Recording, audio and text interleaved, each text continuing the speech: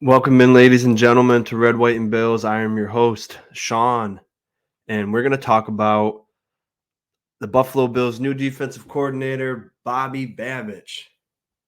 So, two things can be true, and I'm going to start this video, I guess technically the first offseason video, even though the offseason hasn't really started yet, was saying that I do like Babich. I like Babich as a person. I like his energy. I like his youthfulness. It's not that I don't like the hire, but there's a couple of things that I'm going to say that Bills Mafia might not like. People might get mad at me. People might think I'm an idiot, but it feels like that, 90% of the fan base didn't even know who Bobby Babich was until this year when he had to cover a practice for Sean McDermott. And he talked once and everyone's like, oh, okay, now I know who that guy is. But the other thing too that people need to understand, he started off as a defensive backs coach, right? And before I even get there, let's just talk about how our fan base is reacting right now. So, we just got knocked out of the playoffs again a couple weeks ago.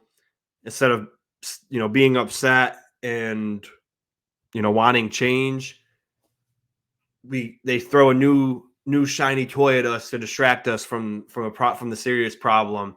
So now everyone's all on this is a great hire. We're gonna win a Super Bowl now. We have our defense is gonna be outstanding. He's gonna bring the best out in everybody, and it's like spraying Febreze on shit and saying it's not shit. And again, I'm not saying that Babich isn't a good coach. I do like him, but I'm going to land my plane eventually in this video, and you're going to see my point of view on it. So everybody out there that I'm seeing, again, and it's fine. I'm not trying to say I'm right and you're wrong. I think everybody's opinion is their own opinion, so it's right to them. I'm just saying from what I'm seeing from a point of view of as a fan of our team. So, everybody's happy. Everybody's like, oh, well, he coached Micah Hyde and Jordan Poyer and now they're good. They were already good when we got them. Oh, he coached Matt Milano and Tremaine Edmonds and Milano was an All-Pro. Milano was good before that. Edmonds, iffy. We all know that. And then of course Terrell Bernard and Tyrell Dotson. Obviously they had major development. But the point of bringing that up is it's a point that people are forgetting that these guys are already good for the most part. And everybody's like, okay, well, he made them great, so now he's going to be a great defensive coordinator and play caller. And the other point of that is he might not even call plays. We have yet to see Sean McDermott say, I'm going to let him have complete control. I'm going to let him call the plays. I'm going to let him do whatever he wants. So he could be the defensive coordinator, and then Sean McDermott's still calling the defense.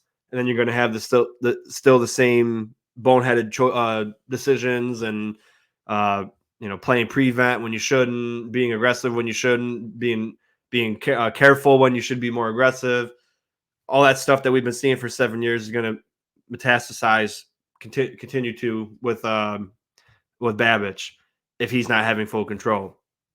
And I'm not saying that he didn't help develop these guys at all. I'm just saying to come out and say oh yeah, well look at the DBs. They were solid when he coached them. They were already good though.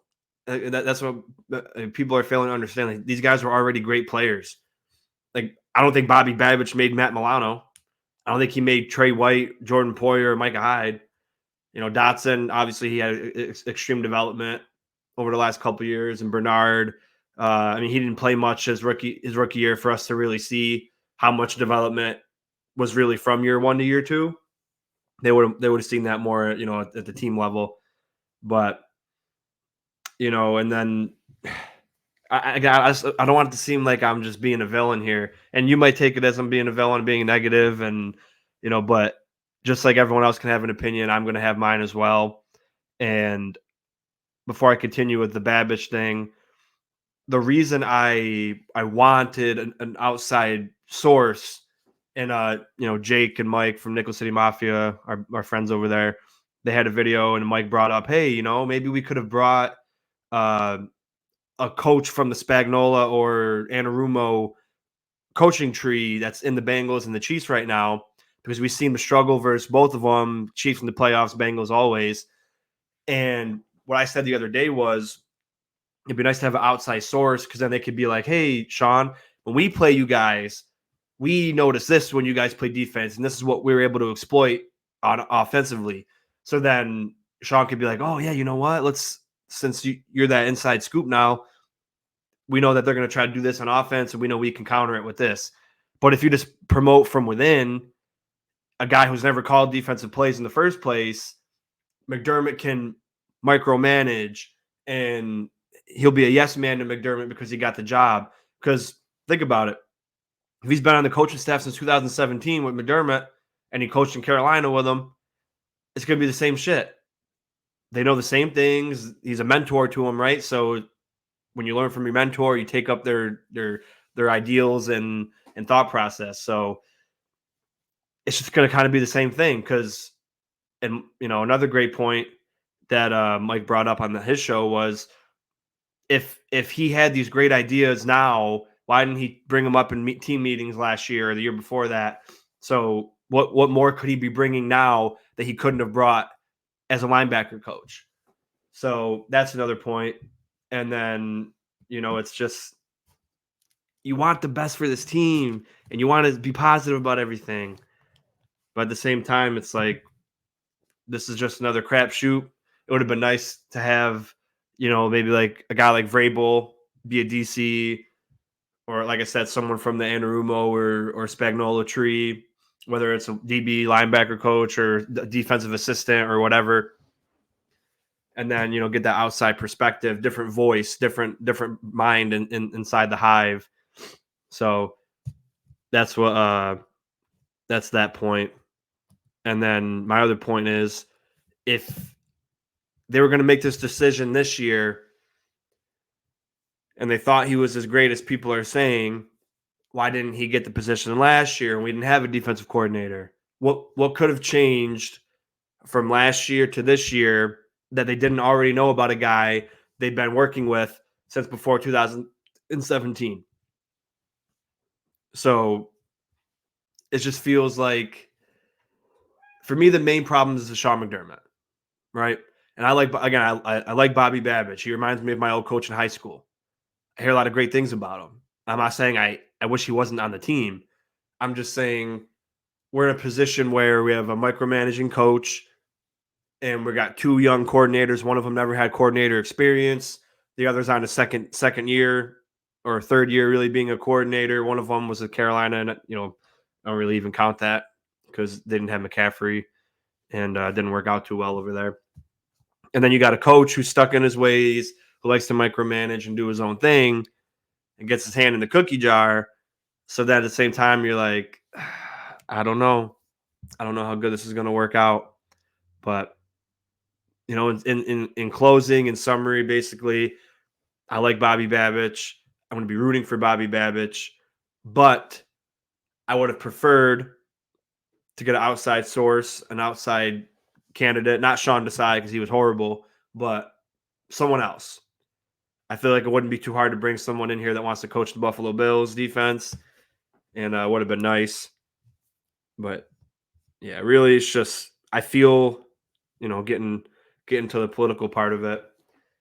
When I brought up how, we lost a couple weeks ago, everybody's upset. They're cursing at Gabe Davis and, blah, blah, blah. Now all of a sudden, hey, new defensive coordinator, everybody's happy, everybody's moving on, super. And again, it's you shouldn't be hurt and hate your life for the next year. But to me, it's like the Pagulas are, or not really Kim, but Terry's just like, yeah, you know what? I need to keep bringing money into this. I need to keep having the fans, motivated. So here we go. Here's a new coach, internal hire, young guy. Everybody loves it. Boom. And then everyone's back on track. Their pockets aren't being threatened, and everything's good. He's like, oh, okay, all right. Now I bought myself a little bit of time. and they're selling us the same product that they've been selling us for years and years and years, and everybody's just buying it immediately. I'm not going to be like that this offseason. I'm going to be positive. I love my team always. I'm not going to be a negative person all the time. I'm just going to be honest. And if people see my honesty as negativity, then that's okay. But I'm not going to veer away from my truth and my opinion because people might think I'm negative. And, again, it's okay if you think so. But that's just my point of view. And I land my plane there. Hoping for the best, though. And, a couple weeks we're getting to free agency with Go Bills podcast, Nickel City Mafia. And we'll do some collabs with other creators for different fan bases, probably in the off season.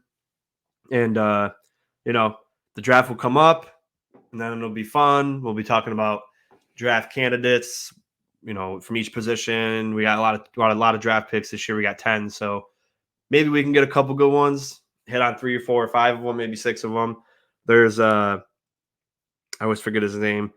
There's a center from Oregon I want in the worst way, and there's that D tackle from Texas, who's like 362.